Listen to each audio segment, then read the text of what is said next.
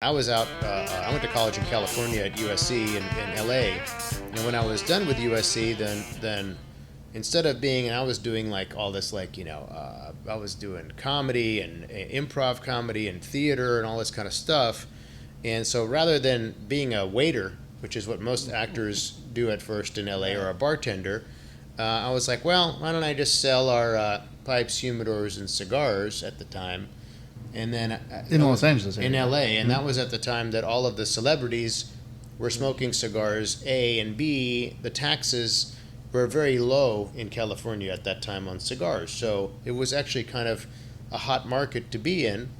And so, but I would go and try to sell our cigars, and our cigars weren't necessarily at first.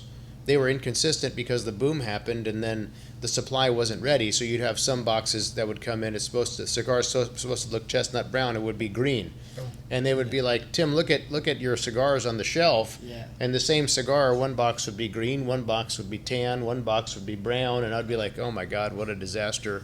And they'd be like, we like you and your dad and your sister, but we can't sell these cigars if they So look like what was that. the That's a problem. the actual yeah. first cigar that you launched under the CAO brand? What cigar was that? That was called CAO Black Label. That was back in 1994. And that's the one that had like a lot of inconsistencies just because of the fact that the boom happened and the industry wasn't ready for the boom.